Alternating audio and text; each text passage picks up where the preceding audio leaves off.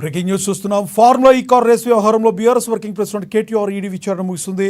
ఉదయం 10:40 నుంచి సాయంత్రం 5:30 వరకు కేటీఆర్ను విచారించారు. దాదాపుగా 7 గంటల పాటు కేటీఆర్ను పలు అంశాలపై విచారించారు ఈడీ అధికారులు.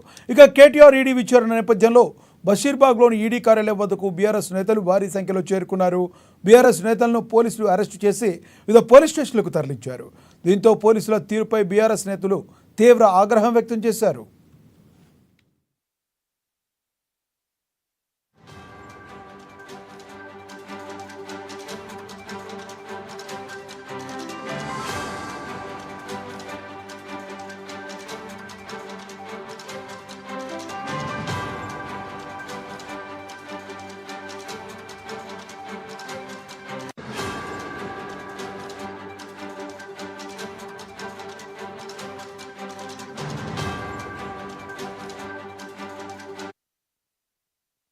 కార్ రేస్ వ్యవహారంలో BRS working president KTR ED విచారణ ముగిసింది.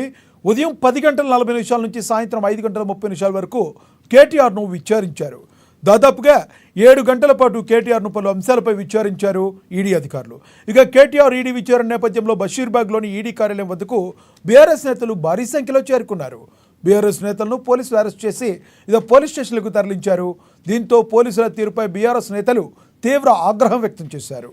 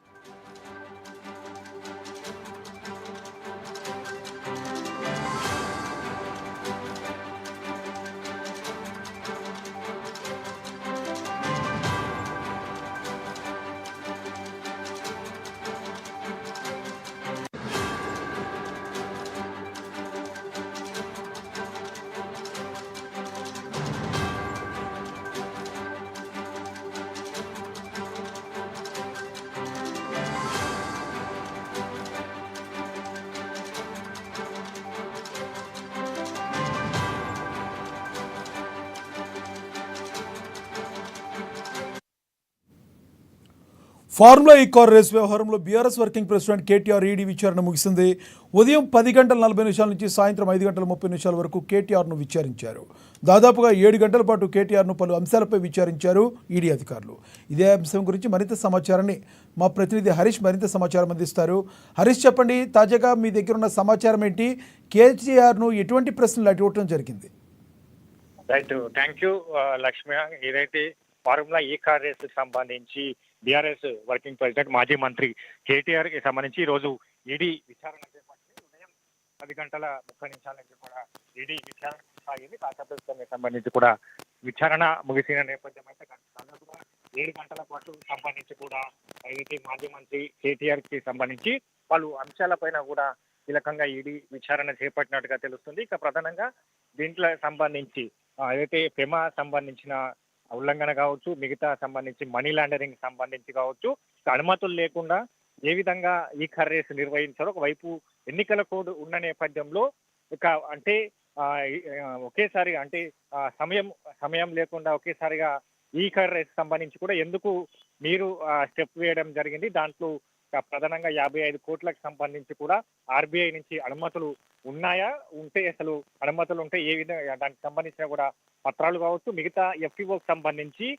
ఏదైతే ఒప్పంద పత్రాలకు సంబంధించి కావచ్చు, మిగతా సంబంధించి అంటే ఎక్కడెక్కడ ఎవరెవరికి ట్రాన్స్ఫర్ చేశారు, మనీకి సంబంధించి ఏ అకౌంట్ నుంచి అకౌంట్ ట్రాన్స్ఫర్ అయింది, ఇంకా పూర్తిగా ఈ వివరాలన్నిటిని కూడా ఈడీ సంబంధించి కూడా కేటీఆర్ ని విచారించిన నేపథ్యం అయితే కనిపిస్తుంది. ఇక ప్రధానంగా ఈ కేసులో ఇప్పటికే ఐఏఎస్ అరవింద్ కుమార్ కావచ్చు, మిగతా సంబంధించిన బిఎల్ఎన్ రెడ్డికి సంబంధించి ఇద్దరు ఇచ్చిన స్టేట్మెంట్ల ఆధారంగా ఏదైతే ఈరోజు కేటీఆర్ ని ఈడీ విచారణ చేపట్టింది.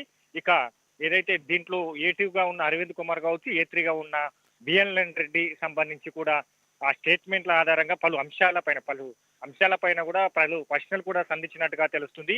ఇక దాంతో పాటుగా విదేశీ అకౌంట్లకు సంబంధించిన నగదు బదిలీకి సంబంధించి కూడా ఈడీ ఆరా తీసినట్టుగా తెలుస్తుంది. ఇక సీజన్ 9లోని చెల్లించిన నిధుల గురించి పూర్తిగా ఈడీ కేటీఆర్ వద్ద నుంచి కూడా రాబట్టేందుకు ప్రశ్నలు సంధించిన నేపథ్యం ఉంది. ఇక దాంతో పాటుగా ఏస్ నెక్స్ట్ జెన్ సంస్థకు సంబంధించి కూడా సీజన్ 9లో ఎంత చెల్లించింది ప్రభుత్వం నుంచి వంటి అంశాలన్నింటిని కూడా ఏదైతే ప్రభుత్వం నుంచి నిధులకు సంబంధించి ఏస్ నెక్స్ట్ జెన్ సంబంధించిన సంస్థకు ఎన్ని సంబంధించిన నగదును చెల్లించారని కూడా ఈడీ సంబంధించి కూడా ప్రశ్నలు స్టేట్ యొక్క బ్యాంకు అధికారులు ఇచ్చిన స్టేట్మెంట్ ఆధారంగా కూడా ఈడీ కేటీఆర్ ను ప్రశ్నించింది. ఇక ఇదే అంశంలో మరోవైపు ఫార్ములా ఈ కార్ రేసుకు సంబంధించి కీలకంగా పరిమాణం చోటు చేసుకుంది. ఇంకా గ్రీన్ కోన్ కి సంబంధించి కూడా ఏదైతే ఏసీబీ సంబంధించి కూడా నోటీసులు జారీ చేసింది. నెల 18వ తేదీన 10:30 గంటలకు సంబంధించి కూడా గ్రీన్ కో కంపెనీకి సంబంధించి ఆ సంస్థ ఏదైతే సంబంధించిన ఎండి అనిల్ కి సంబంధించి కూడా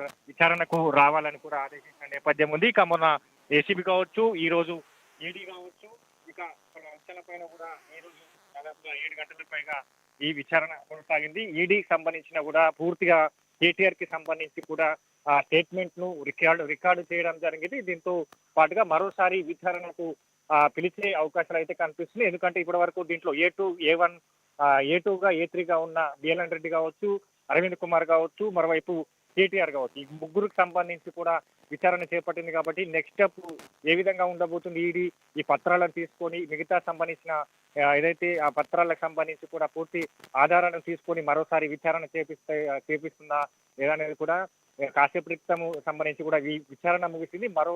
మారు కేటీఆర్ కి సంబంధించి కూడా విచారణకు రావాలని పిలిచినట్టుగా తెలుస్తున్న నేపథ్యం అయితే ఉంది. లక్ష్మీనాథ్. హరీష్.